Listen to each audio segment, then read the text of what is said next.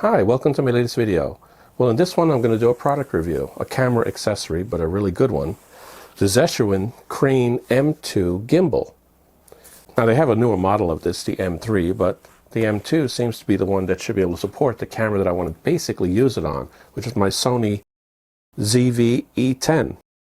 The weight should be well within the parameters needed by this particular product. Well, we'll find out. Now, if you want to see how it all looks in terms of sample output, stick around. It's a little bit later in the video and you'll be able to see that. But what I'll do now is I'll start by opening this box up and seeing what's inside and taking it from there. Okay, let's start by opening this thing up.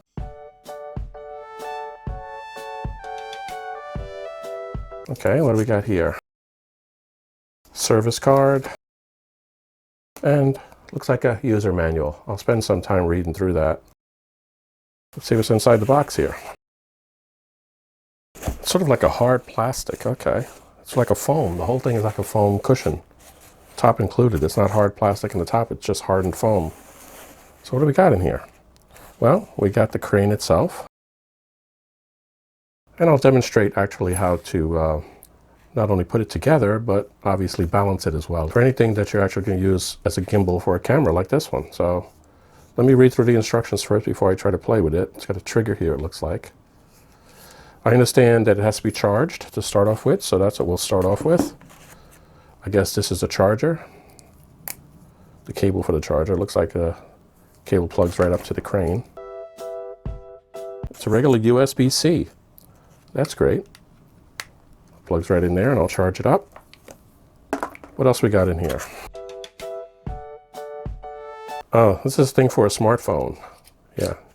So you can mount a smartphone to it and balance that. Yeah, I won't be using that during this video. What do we got here? Oh, we got the little knurled knob to hold, I guess, the camera to the crane itself. Let's say. Yep, that's what that is. So that'll be for the camera. I think this is the base plate. It's got a couple of different locations where you can put the cameras. I understand that for the point and shoot or smaller cameras and the phone, if you use an iPhone, it would go here. And for anything that's larger than that, it would go here. So this is a larger, so it'll probably go on this one here. Oh, you got a little strap in here. I guess to carry the crane around, right? Yep, there's a place here for the strap right here. And I think this is the tripod mechanism. Yeah, a little mini tripod that comes with it, and this is supposed to connect up to the bottom here. There we go. And that'll just sort of stand like that. Well, pretty solid. And that's all I see in here. That's what's in the box. Now I plugged it into charge, and it looks like it's pretty much charged. It looks like it's only down maybe about 30%. So that's pretty good. Just wanted to point that out. Okay, let's get started setting up and testing this ZHIYUN gimbal. You're going to need the gimbal itself. I have attached to it for purposes of doing the balancing. It has this, not really a little tripod, it's really just a stabilizer that plugs on, goes onto the bottom. So make sure that you have this installed before you try to balance it out, because it'll keep it nice and steady for you, okay? Also, try to do this on a level surface, as level as possible. If you're a little bit off the level, get yourself a level and test it, right? Because if it's not, you're going to wind up possibly causing a little bit of confusion in terms of the stabilization adjustment. So you're going to need this. You're going to need the base mount for the camera and the 1/4" thumb screw. Now, you got to be careful with these. They can be lost pretty easily. So what I did is I ordered a package of like 6 of them for like $7.50 from Amazon. The link down below. So it's pretty good to have these extras in your camera bag. And then of course you're going to need whatever camera you want to stabilize, and I'm going to do my Sony ZV-E10. We're going to have to make sure that the lens cap is removed and that the camera is turned on just before I start stabilizing it. So let's go ahead and I'll show you up close, a couple of different angles, how we're going to get that done. Look, first of all, let me show you how to lock and unlock the mechanism that this comes with. It's one of the niftiest features of this particular gimbal. Right now it's in the locked position. So what you want to do is there's a little switch right here You have to throw it to the left, and that basically frees it up, the panning lock. These two pieces here are locked together because this is pushed all the way down, and there's a little pin that's right in the bottom here that's connected between the bottom bar and this swing out. So in order to unlock it, I just take this little red knob here, turn it counterclockwise, push up on that, on the base plate. It lowered the pin and freed up the third axis. So now it's completely ready to go. When the camera is mounted in it, it's going to be looking like this, with the camera connected right here.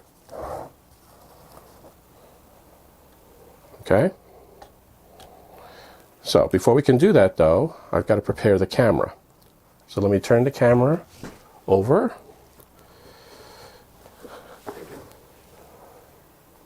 Take the base plate. Now there's two different slots on the base plate. There's a rubber pad on one side. That's the part that goes to the camera. Okay? It has to be loaded so that the base plate, because I said before, the camera is going to go in this position, right? This base plate here has to go into this slot, like that. There's a white arrow on there. It has to go into there. You actually loosen up this little lever back here, and you push this button, and that unlocks it so that you can load in the base plate. So that's how it would look, the base plate without the camera. But we got to put it on the camera first. Let's push this over here, turn it upside down. So this little part here is going to have to go in that direction. Now since this is a mirrorless camera, a larger camera, it's going to use the larger slot. We take the 1/4 inch lock, we push it and try to center it to start. And we will be moving this a lot during the balancing. But for now, let's try to center it, try to get it as parallel to both sides of the camera as you can, and then latch it in place. Not too tight because we're going to be moving it a lot. And now we're ready to go with the camera, with the exception of turning it on. So let's come back to here and get this part ready. There is the little lever I showed you before, which actually locks this plate up and down here. So let's start by putting it in approximately the middle. We can move it up and down later as we balance it if we need to. But let's get it. There's a little scale on it. I like to put it right on the first mark in the center of it and then tighten it up. So now we have to get it ready to receive the camera, like this. The camera's going to look that way. We're going to load the base plate in here, but first we got to make sure the camera is turned on. Because notice that the lens was extended on this particular camera. There's a lot of the SLR cameras that will do that.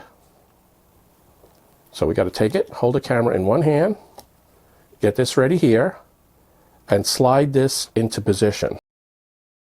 Holding down the little button, this little stainless steel button here, you got to push it in to unlock it to receive the camera, and slide that right into the track all the way to the end. Now if it doesn't go all the way to the end, then you may have to change to the different base plate. So the smaller cameras would go here in order for it to go all the way to the end. So we push it all the way to the end, and then we have to lock it in place with this lever right here. And push it all the way in, make sure it's touching it, and then we have to lock it in place with this lever right here at the bottom. And make sure that there's no gap here, if you can at all avoid it. That's important for you to be able to load it again later once you've balanced it, and to not have to rebalance the entire thing. Right now, if we let it flop though, what do we got? It's not balanced at all. When it's balanced, with the power off, just the way it is, it should look like it's in position like this. Okay? Now for the hardest part. The hardest part is to get it balanced on the base plate. So what we have to do is we have to hold this back motor. Okay? We have to hold this back motor, and we have to keep it in position. There's no way of locking it here. And then we have to cause the camera so that it will fall into position. Well, that was a little bit off if you noticed. If you look straight down at the camera, it should be completely perpendicular to the back motor. And it wasn't doing that, so I gave it a little bit of a twist to get it there. But still, what is this showing us? This is showing us that the camera center is not lined up properly with this back pivot point. So we're going to have to adjust this on the bottom. So we loosen this up, and then we're going to have to push it. It needs to go forward a little bit. Actually, just see that? It's tipping backwards because we're too back heavy. So we got to push it in on the base plate, keeping it as straight as possible, and try to get it until it's balanced right on top of it. Still not enough. I didn't lock the plate. So once you get it to where you think you want it, you got to lock the plate at least partially. Let's see what we get now. Now it's going forward. I went too far. Back it up. This could take 5 to 10 minutes to do. Once you practice, it'll be a little bit easier.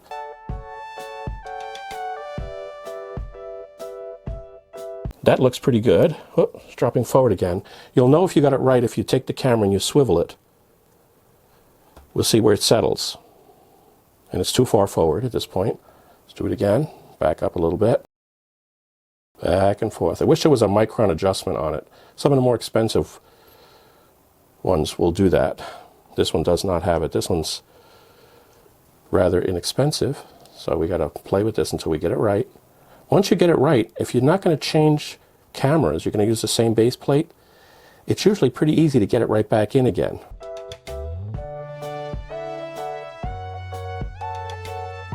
I think that's close enough for now. I could spend more time perfecting it, but it looks like it's balanced. If I wiggle it a little bit, it's balancing it out that way.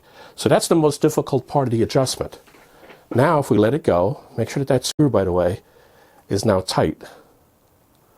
Without knocking it off, make sure it's tight. But now if I let it go, it's going to the left, at least from my back perspective, which means I have to do the second adjustment. This is a little bit easier.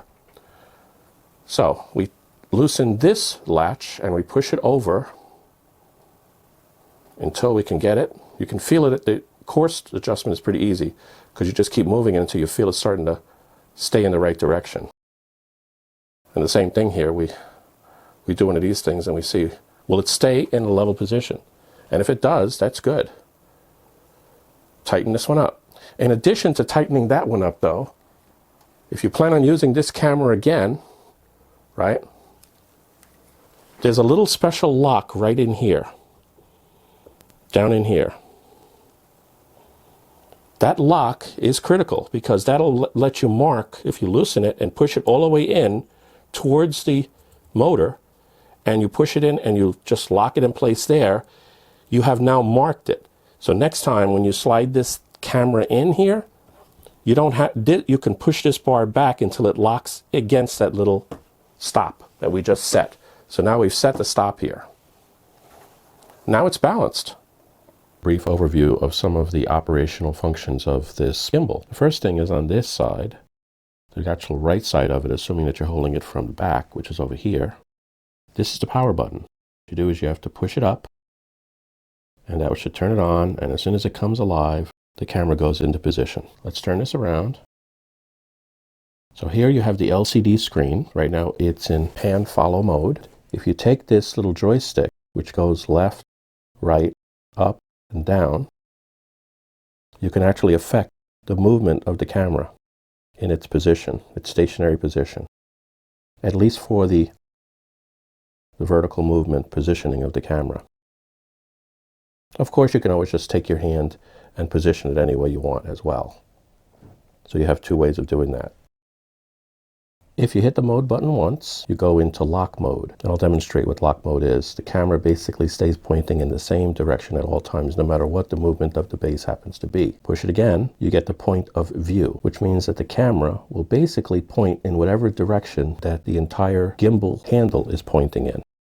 You hit it again, you come back to pan follow. You hit the trigger button right over here, it switches into follow mode. And that's true if it's in pan follow or point of view.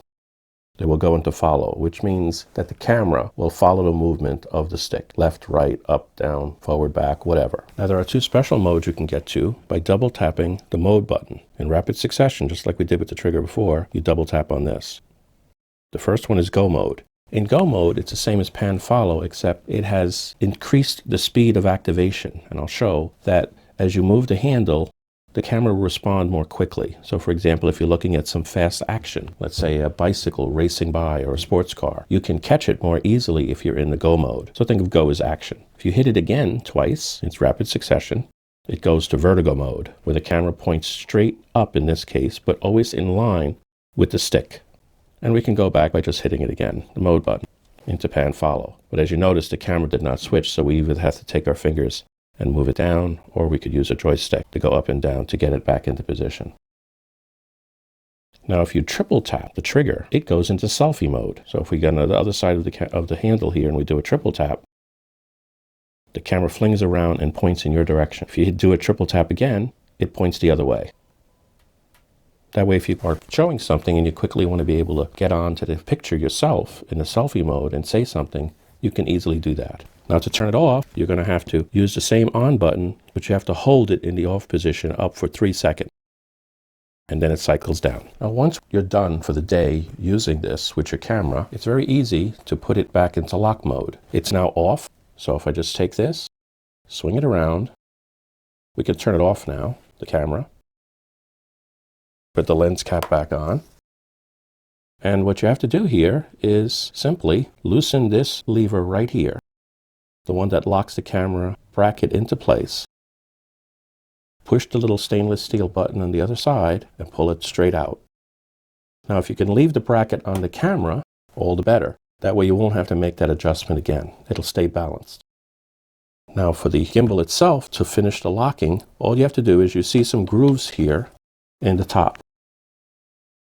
Right in here. They match grooves that are in the back here, where that little pin is at. So what you need to do is you need to loosen up this lever here, push it all the way up, and then turn everything around and line up those grooves.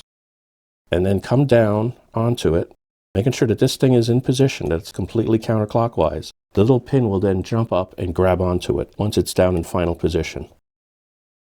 And then tighten this up. And then the final step is in this little lock lever here. Click it to the left, and then just spin this until it locks. Like that. Now you can take it and carry it, put it in your camera bag. Now to get it reactivated again with the same balance, very easy. First, turn off the pan lock. It's now spinning, right? Take this, loosen this one up again. Push up, that frees up this other component here. Swing it around. Make sure that this lever is loose. Take the camera with the bracket still attached. Make sure you push the little stainless steel button here as you push the camera back onto this little rail. Go all the way in and tighten the little lever here again. In the back of the camera, remember that little locking device we have here that locks it into place? It's still there and it's in the right position that we balance it at. So just make sure this is loose, push this all the way over until it hits that little lock, and then tighten this one. And at that point, well, I have it off now, but if I turn the camera back on again, it should be back to balance. There we go. Okay, I'm in pan follow. I'm just going to walk straight ahead. Let's see how steady this stays for walking. If I come down a little bit like this and tip it forward, I've lowered it. I'm pointing this stick straight out. How does that look? Let me go around.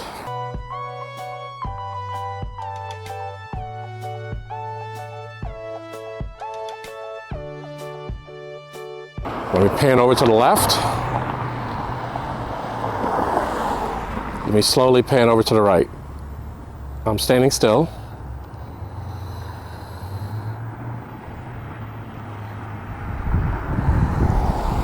Pan back the other way. Let me move the joystick up. Let me move the joystick down.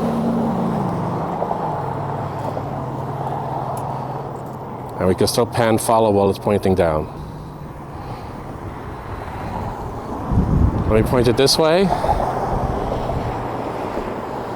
I'll point to that house being built over there, and I'll switch to lock mode. So now it's locked in that direction. I can go left with the handle. I can go right with the handle. I can take the handle and spin it completely around in place. I can turn and come on to the other side of the camera and do the equivalent of a selfie here. And it stays locked. Let me switch to point of view mode. So now it's point of view. I can come this way. I can tilt up like this, and it stays with me. And I can come over, and I can swing down.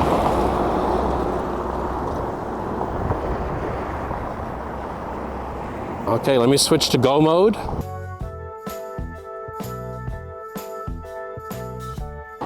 In go mode, it's like pan follow. I can get myself onto something moving fast, and I can follow it along. I see a water tower over here. Let me go near it, and I'll switch to vertigo mode.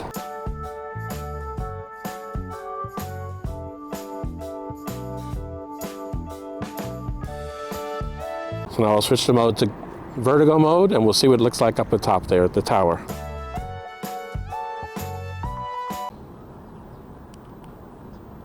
Point it straight up. Now I can take the joystick and I can rotate it around.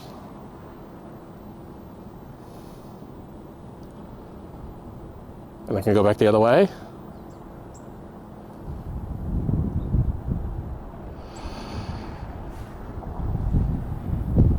Pretty good. I'm back in pan follow. I've got to lower it with the joystick or by hand. I'm lowering it with the joystick. So I'm back to normal mode. I'm back in pan follow. Now while I'm pan follow, if I want to do a safety, I do a triple tap on the trigger. Let me get this up a little bit. How you doing? If I hit it again, triple tap, it goes back the other way. Okay, so that's a quick little demo of the basic functions. On any of the functions, I'm back in pan follow. If I hold down the trigger, I can actually have it so that it follows whatever I've locked onto. So it's in regular follow mode at this point. So it's going to stay in the general direction as I walk across. So this is the follow mode. And that's it. Well, that does it. I can honestly say that this is probably the best accessory for a camera and videography in general that I've ever seen. Now, this is the only one I own, so I can't compare it to others, but I can tell you right now, going forward, I will always use one of these whenever I'm doing a handheld video. I can think back to some of the videos that I've had posted right now that I wish I had something that was half of this. It's phenomenal, and for less than $200, I can't see anything but getting it. Now, keep in mind, I didn't get this for free. This was given to me as a gift from a family member. The company that made it has nothing to do with it at all. So this is a purely independent review in every sense of the word, although I always do reviews like that, even if they had sent it to me. So all I can say is it's worth it, and I can tell you right now, I'm going to start considering getting the next model up from this, the M3, because this one might be a little too weak in a couple of features, in particular that vertex mode for my particular Sony ZV-E10. It probably would be ideal for my Sony ZV-E1 though. I can see that. Oh, one more thing before I forget. There will be a follow-up video to this one, and in there I'll talk about setting up some of the special features that you can only do through the app. So we'll look at how to install the app and how we can use those features. So until next time.